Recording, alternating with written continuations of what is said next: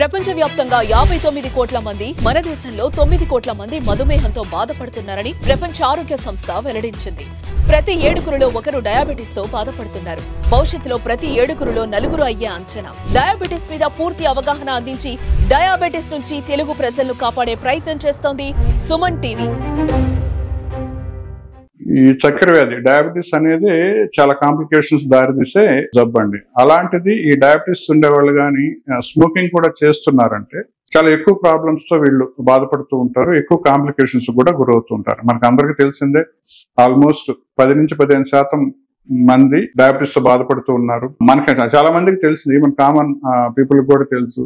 ఎక్కువ సంవత్సరాలు షుగర్ కానీ ఉంటే, ప్రాపర్ గా కంట్రోల్ లా కానీ లేకపోతే అది ప్రతి ఒక్క అవయవాన్ని, ప్రతి ఆర్గాన్ని అఫెక్ట్ చేస్తూ ఉంటుంది. చాలా మంది వాళ్ళ ఫ్యామిలీ మెంబర్స్ కూడా చూస్తుంటారు, క్రానిక్ డయాబెటీస్ ఉన్న వాళ్ళల్లో కళ్ళకి పొరలు రావడం, క్యాటరాక్ట్ సర్జరీలు చేసుకోవడం, chronic kidney disease, diabetic nephropathy అని కిడ్నీ ఫెయిల్యూర్ డయాలసిస్ చేసుకునే వాళ్ళు. అలానే మెయిన్ గా ఈ నర్వ్స్ అఫెక్ట్ అయిపోయి డయాబెటిక్ న్యూరోపతి అంటాం, విపరీతమైన కాళ్ళు నొప్పులు, మంటలు, కాళ్ళల్లో కొంచెం పవర్ తగ్గినట్టు, స్వచ్ఛపడినట్టు అనిపించడం. అలానే ఈ డయాబెటీస్ లో ఏంటంటే ఈ లోపల కొవ్వు అంతా పెరిగిపోతూ ఉంటుంది కాబట్టి, షుగర్ ఎక్కువైన దానివల్ల ఈ రక్తనాళాలన్నిటి లోపల కొవ్వు పెరిగిపోయి చాలా మందిలో ఏంటంటే గుండెకి సంబంధించిన వ్యాధులు, హార్ట్ అటాక్లు రావడం, అలానే బ్రెయిన్ స్ట్రోక్లు రావడం కూడా చాలా మంది వాళ్ళ ఫ్యామిలీ మెంబర్స్ లో గమనించే ఉంటారు. సో ఇంత ఇబ్బంది గురి చేసే డయాబెటీస్ కి అడిషనల్ గా స్మోకింగ్ కానీ యాడ్ అయిందంటే, సో మనం ఉన్న ఫైర్ లో కొంచెం పెట్రోల్ పోసినట్లే అనమాట. ఉన్న కాంప్లికేషన్స్ ఇంకా డబుల్ అయిపోతూ ఉంటాయి. సో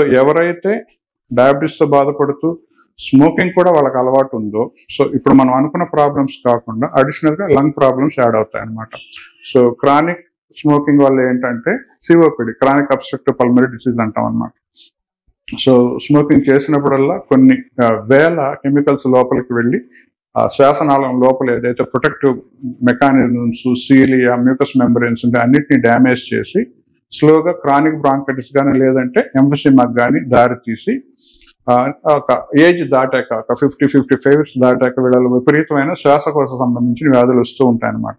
కొంచెం దూరం నడిచినా అలసిపోవడం, మెట్లెక్కిన ఆయాసపడడం, చిన్న పనులు కూడా సొంతంగా చేసుకోలేకపోవడం, వెంటనే మనకి మెట్లెక్కితే రొప్పు రావడము, వంగి లేచినా కానీ ఆయాసపడిపోతూ ఉండడం, ఇలా దీర్ఘకాలికమైన ఈ సిఓపిడికి సంబంధించిన వారితో బాధపడుతుంటారు.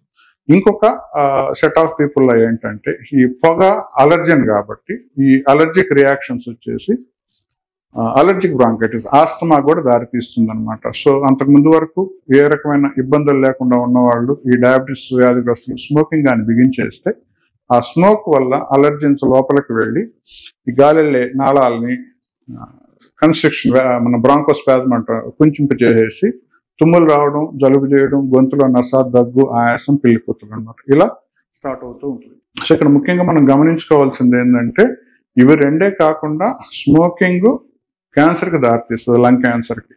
ఎవరికైతే ఆల్రెడీ డయాబెటీస్ ఉందో దాళ్ళల్లోనే ఆల్రెడీ ఈ వాస్కులేచర్ చాలా దెబ్బతిని ఉంటుంది. మైక్రోవాస్కులర్ లెవెల్స్లో బ్లడ్ వెజల్స్ చాలా బ్లాకేజెస్ కానీ, థిన్నింగ్ కానీ అయిపోయి ఇన్ఫ్లమేషన్ ఉంటుందో, మిగతా వారితో స్మోకింగ్ చేసే వారితో కంపేర్ చేస్తే డయాబెటీస్ ఉండే వాళ్ళల్లో లంగ్ క్యాన్సర్ రావడానికి చాలా ఎక్కువ కారణాలు అవుతాయి. అందరికీ తెలిసిందే డయాబెటీస్ ఏంటంటే ముఖ్యంగా రోగ నిరోధక శక్తిని తగ్గిస్తుంది.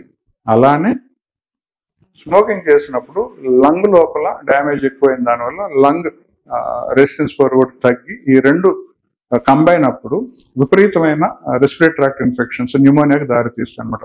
మనం చాలా మందిని చూస్తూనే ఉంటాము, ఈ డయాబెటీస్ తో బాధపడే వాళ్ళలో రికరెంట్ గా ఇన్ఫెక్షన్స్ వస్తుంటాయి, యూరినరీ ట్రాక్ట్ ఇన్ఫెక్షన్స్ కానీ, అలానే లంగ్ రిలేటెడ్ ఇన్ఫెక్షన్స్ కానీ. అలానే స్మోకింగ్ కూడా యాడ్ అయిందంటే సో తీవ్రతరమైన న్యూమోనియాస్ రావడము, ఒకసారి లైఫ్ థ్రెటనింగ్ న్యూమోనియాస్ రావడం కూడా చూస్తుంటాం. అందుకనే స్పెసిఫిక్ గా వీళ్ళల్లో మనం చెప్పేది ఏంటంటే ఇటువంటి వాళ్ళల్లో ముందు స్మోకింగ్ తప్పనిసరిగా ఆపేయాలి. అందరికి తెలిసినట్టుగానే చిన్నపిల్లలకి ఎలా అయితే అందరికి మనం వ్యాక్సినేషన్ ఇప్పిస్తాము, ఇప్పుడు పెద్దవాళ్ళకి కూడా అడల్ట్ వ్యాక్సినేషన్ అని ఉందన్నమాట. తప్పనిసరిగా డయాబెటీస్ ఉండే వాళ్ళు ఏంటంటే న్యూమోకోకల్ వ్యాక్సిన్, ఇన్ఫ్లుయెంజా వ్యాక్సిన్ తప్పనిసరిగా తీసుకోవాలి.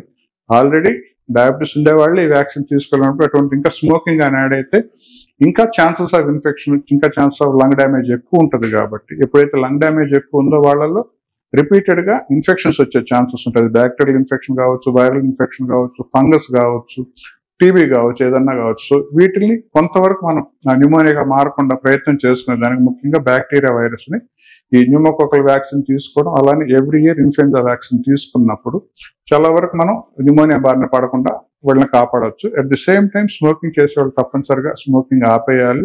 At the same time sugar వీలైనంత వరకు పూర్తిగా అదుపులో ఉంచుకునే దానికి ప్రయత్నం చేయాలి. సో ఇలా చేస్తే మిగతా ఆర్గాన్స్ తో పాటు లంగ్ హెల్త్ కూడా బాగుంటుంది. లంగ్ లోపల దీర్ఘకాలికమైన వ్యాధులు రాకుండా మనం కాపాడుకోవచ్చు.